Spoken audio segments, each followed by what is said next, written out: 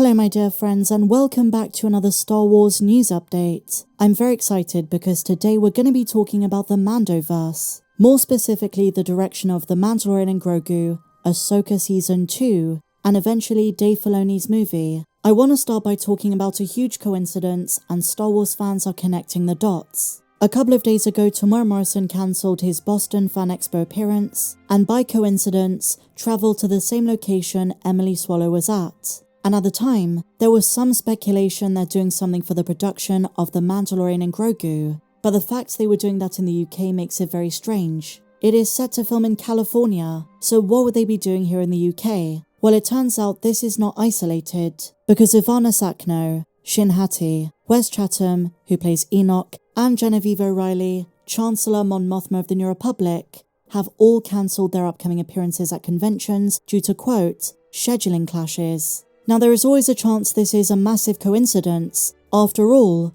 Ivana Sakno is confirmed to be starring in Megan 2. And no, that's not a film about me, I promise.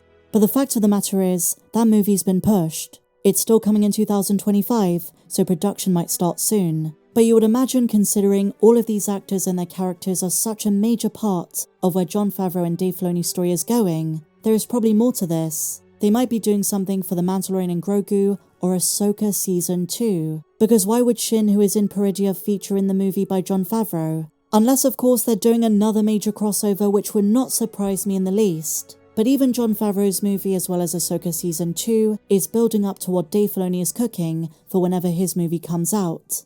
Now there is some evidence this is for Ahsoka Season 2. Not only has Dave Filoni been sporting an Ahsoka jacket in his recent public appearances for The Acolyte, but he's also given us another sketch. It's always a wonderful, tantalizing teaser whenever these come out, and now we have a brand new one. Another one of Ahsoka's Gandalf look, Ahsoka the White, and here is a very famous quote, "Everything will be alright in the end, and if things are not alright, it is not yet the end."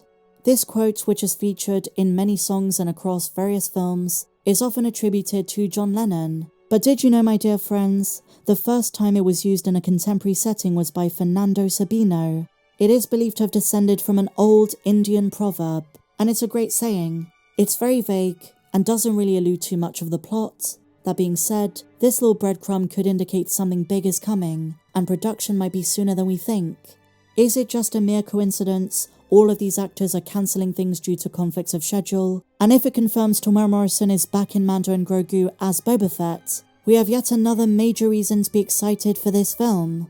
And so now, my dear friends, staying on the subject of Dave Filoni and what Star Wars and Lucasfilm are doing for the future of live-action content, this is a very interesting new rumour that I don't put too much credibility in, but is worth discussing nonetheless. Because a lot of fans of Star Wars animation, as well as Star Wars Ahsoka, are very excited by this prospect. What am I talking about? Well, according to a new rumour, Dave Filoni has spoken with Lucasfilm about making a live-action Clone Wars miniseries. Not animated, but an extended version of the flashback in Ahsoka Season 1, probably with Ariana Greenblatt as young Ahsoka, completing arcs he wasn't able to do in the 7th season show.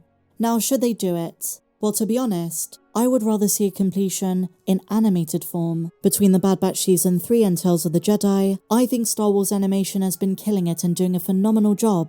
So I would say, finish some of those arcs. There's so much to explore, whether it's an animated version of Dark Disciple, Crystal Crisis on Utapau, the Son of Dathomir arc, the Bounty Hunter arc between Boba Fett and Cad Bane, or maybe the one where Rex teams up with R2-D2. They go on a mission to rescue a Republic Admiral from the Separatists. It's a combination of action and character development, while also showcasing the bond between clones and droids. There was also a Yuuzhan Vong arc, and a return to Mon Cala.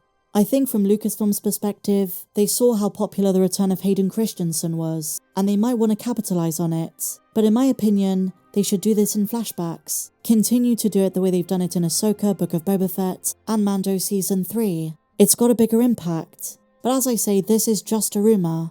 And so finally, my dear friends, I want to share with you my discussion with Lee Inosanto concerning Ahsoka Season 1, whether she thinks, in spite of Morgan Elsbeth's death, there is going to be an Ahsoka Season 2, and working with Dave Filoni on set. Enjoy. I also loved working on Ahsoka. There's nothing that can take away that experience, because when we were working on Ahsoka, it was still during the pandemic, and we became all very dear friends. I miss Ray terribly because in the beginning it was basically Ray and Ivana and I that were pretty much together on the set.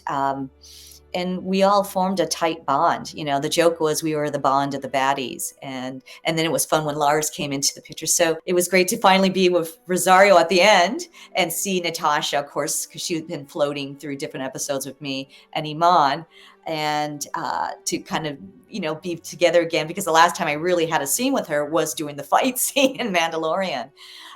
Even though we saw each other during the readings when we all got together previously to filming Ahsoka, we had to have different readings of the script with each episode, and we would all see each other. I would see Mary, so it was another unique way for us to kind of bond on the internet. And so, yeah, that's one of the things I do love about working on Ahsoka versus Tales of the Empire, and then of course Mandalorian. I mean, that was Dave's baby to really see, Dave and John, to see if Ahsoka was really going to be possible, and the fact that the world responded to that episode the way it did gave everybody hope that, okay, there's going to be a series, at least from what I understand with John and Dave. You touched upon working with the gentle giants, the amazing Ray Stevenson, and his character is beloved by fans, Baylan Skoll. When you went into those scenes, what was it like being in his presence? And do you think, in a way, you learnt more about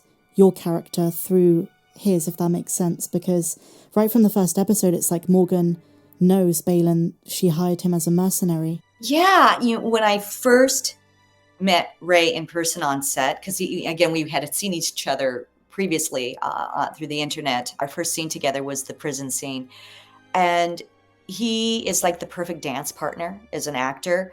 I remember I'm thinking, I love so much Ray's work going back to Rome. You know, that was one of my favorite shows with him. And he said, "Oh, Diana, it's such an honor to work with you." And I go, in my mind, I'm going, "Excuse me?"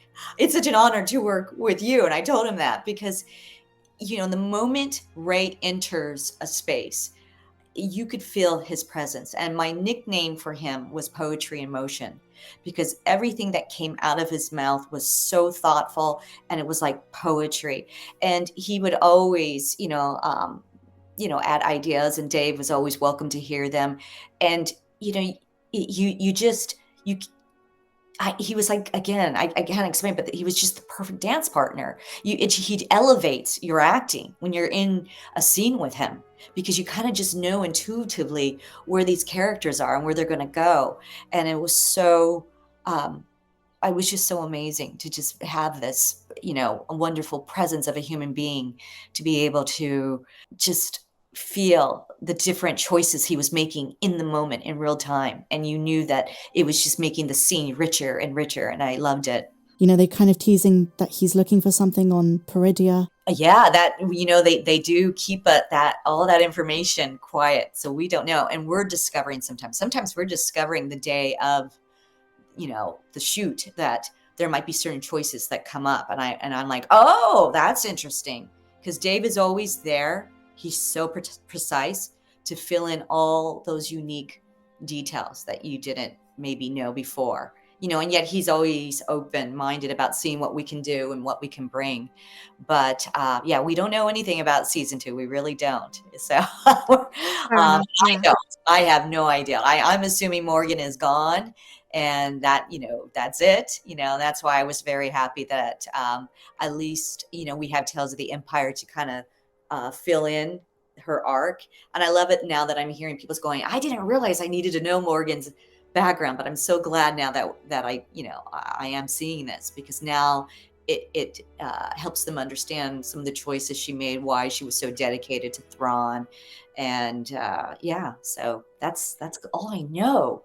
During Ahsoka, when we were doing some of the readings, that Dave mentioned something about an animation, but I wasn't sure if that was real or if that was a joke, or I'm assuming, maybe in my mind at that time, I thought maybe it's just going to be some kind of brief entry of my character floating in, saying a line, and that's it. I had no idea, no clue that all of a sudden they were going to make half the series a Tales. At that time, I assumed it was going to be Tales of the Jedi. I kind of thought that. I had no idea it was going to be called Tales of the Empire. I had no clue they were going to make Morgan's character so significant and center. And I was just stunned.